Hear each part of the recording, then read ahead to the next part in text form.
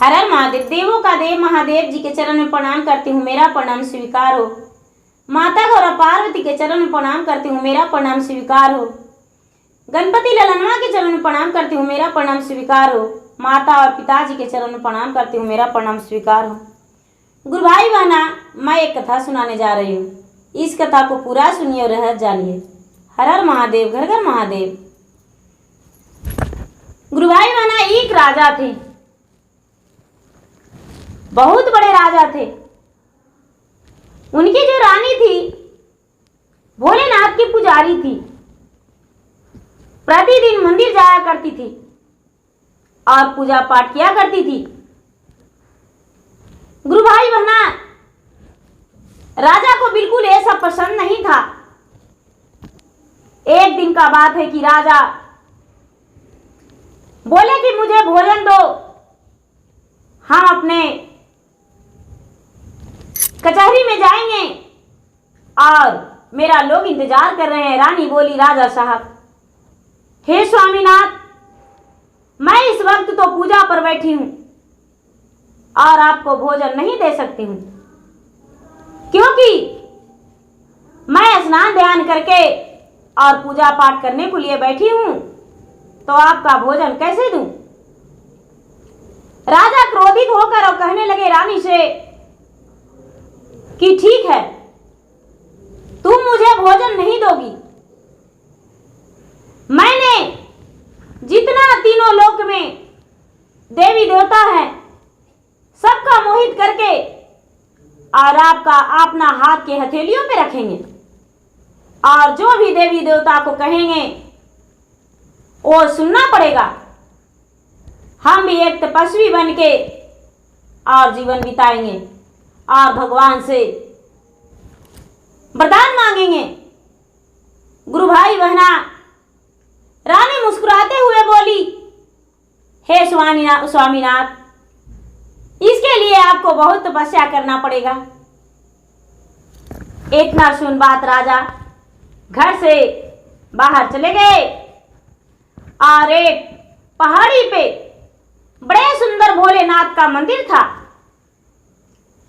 मंदिर में जाकर राजा तपस्वी बन के बैठ गए, बिना अन्न बिना जल के। और राजा यही मन में सोचे कि हे महादेव, जब तक आप दर्शन मुझे नहीं दीजिएगा तब तक हम यहां से उठ के नहीं जाएंगे और अन्न जल ग्रहण नहीं करेंगे। गुरु भाई बहना, राजा जो थे मंदिर में बैठ गए। कुछ देर के लिए मंदिर से निकलते और जो फल पेड़ के पतैया खा लेते और उसे चबा लेते और अपना दिन बिता लेते थे। गुरु भाई बहना, तपस्या करते करते करते करते राजा साहब का 12 वर्ष पूर गया।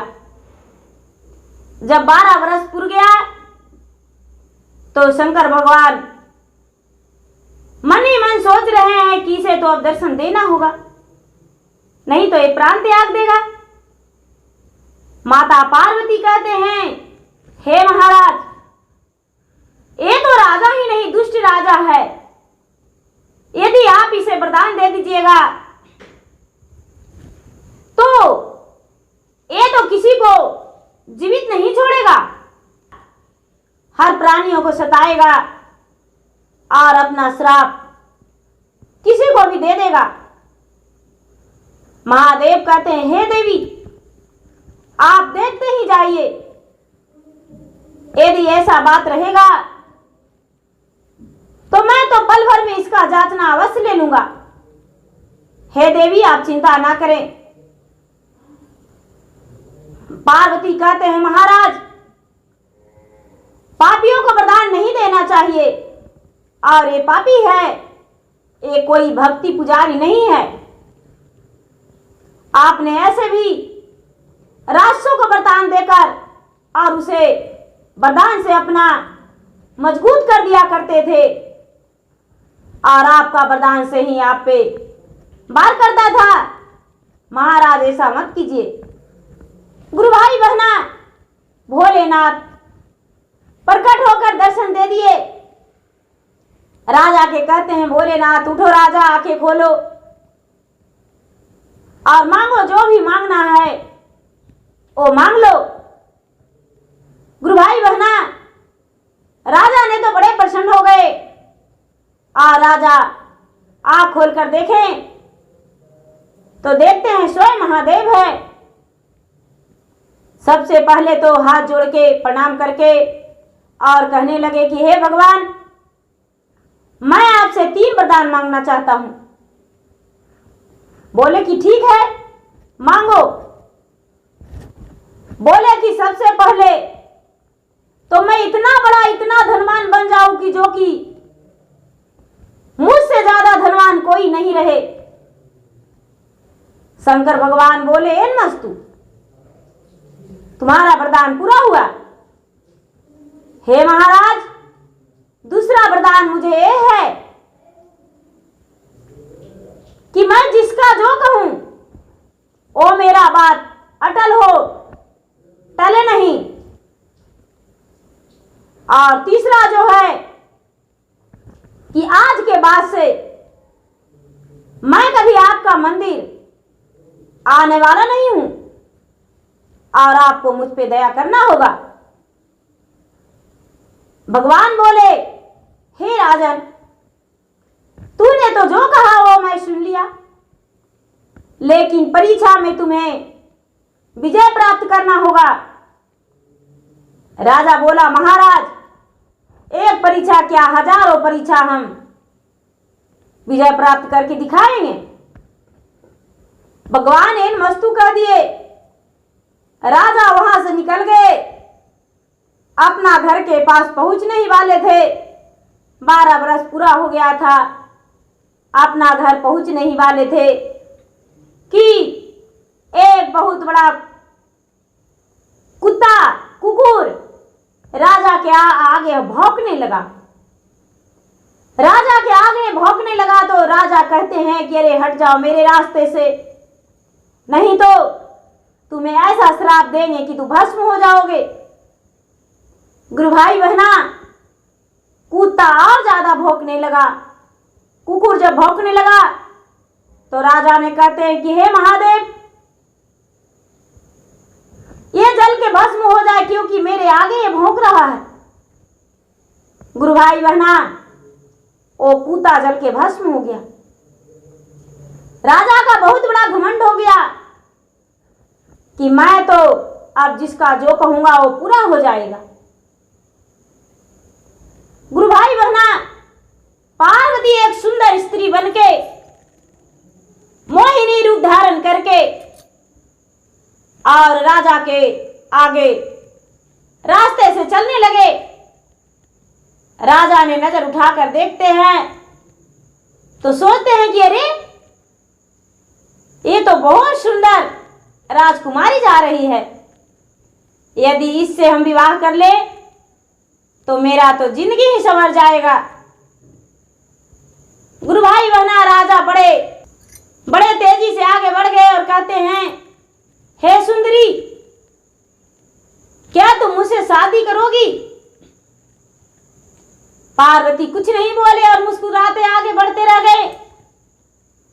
कहते हैं अरे तुम्हें ही कह रहा हूं। पार्वती बोले नहीं, हम विवाह नहीं करेंगे तुमसे। राजा बोला अगर जो तुम मुझसे ब्याह नहीं करेगी तो तुझे मैं एक श्राप दे दूंगा, जो कि तुम जल के भस्म हो जाओगी। गुरु भाई बहना, ये जो राजा था, राजा कहता है हे भगवान भोलेनाथ, ए सुंदरी का चेहरा काला हो जाए, ये भस्म हो जाए। गुरु भाई बहना, भला मां पार्वती पर कैसे श्राप लग सकता था? वो श्राप माता पार्वती तुरंत लौटा दिए और राजा पे ही श्राप लग गया। राजा पे श्राप लग गया, राजा का पूरा शरीर भस्म हो गया, काला हो गया और राजा का चेहरा देखने लायक नहीं रहा। और सती कहते हैं पार्वती कि जिस घमंड में तुम चूर हो, मैं तुम्हारे सामने हूं और तेरा हर तपस्या भंग हो गया। तूने जो 12 वर्ष तपस्या किया, तेरा तपस्या भंग हो गया। तूने सबसे पहले रास्ते का कुकुर का श्राप दे दिया और वो जल के भस्म हो गया। और तू मुझ पे सोचा कि मैं इससे ब्याह कर लूं, मुझसे ब्याह करता, अपना रूप में पार्वती जब आए, राजा का चेहरा तो पूरा भभूत भस्म कारिक जैसा हो गया। गुरु भाई बहना उनका तो शकल कोई पहचानने लायक नहीं था। और पार्वती के रूप देखकर ये तो पूरा भौचक्के रह गए और हाथ जोड़ने लगे, माफी मांगने लगे। गुरु भाई बहना जला हुआ चेहरा लेकर माता पार्वती माफ नहीं किए, क्षमा नहीं किए। ये अपना भस्म शरीर लेकर जो छाय जैसा हो गया था, पूरा काला शरीर लेकर अपना घर गए और रानी के सामने खड़ी हुए। रानी देखी तो पहचानने से इनकार कर रही थी। नौकर चाकर कोई पहचान नहीं रहे थे। राजा बोले, हे रानी, तूने सही ही कही थी, सच बोली थी कि तपस्या वही करते हैं जो सती रहते हैं। और मैं तुम्हारे सामने सती नहीं हूं। तू तो प्रतिदिन मंदिर जाती थी, तो हमने सोचे कि इस मंदिर जाने के लिए छुड़ा देंगे और पूरा देवी देवताओं को अपना हथेलिया पर रखेंगे। पूरा ब्रह्मांड को हम जो चाहेंगे वो होगा। मेरे कहने पे सूर्य आगे बढ़ेगा और मेरे कहने से पीछे हटेगा। मेरे कहने से शाम होगा और मेरे कहने से सुबह। लेकिन ऐसा नहीं हुआ। आज मैं हार गया और तुम जीत गई। गुरु भाई बहना, रानी कहती है कि महाराज, पति तो परमेश्वर होते हैं और आपसे मैं कैसे जीत सकता हूं। उसी क्षण वो रानी मंदिर जाके और भगवान से प्रार्थना की, क्षमा मांगी, हे भगवान, मेरे पति का ये कौन सा रूप दे दिए हैं। और भगवान के चरण धोके और लाके अपना शरीर पर लगाई। उनका शरीर पे, राजा के शरीर पे, शरीर फिर से जैसा था वैसा ही हो गया। लेकिन राजा का घमंड टूट गया, राजा का अभिमान टूट गया। राजा का अंदर जो भी अभिमान था वो खत्म हो गया। गुरु भाई बहना, इसीलिए चाहे कितनो धनवान हो, लेकिन किसी से घमंड नहीं करना चाहिए, किसी से अभिमान नहीं करना चाहिए। और भगवान तो भगवान होते हैं, जो भगवान करते हैं वही होता है। यदि भगवान का दया कृपा नहीं होता है गुरु भाई बहना, तो जो सूखा हुआ पतिया पौधे में रहता है वो भी हिलता नहीं और नीचे नहीं गिरता है। वो भी भगवान की कृपा है कि नीचे आता है। लोग कहते हैं हवा नहीं चल रहा है, तो किसी को एक डाल हिलाने से हवा पूरा संसार में नहीं चल सकता है। यदि भगवान का महिमा है तभी हवा चल सकता है।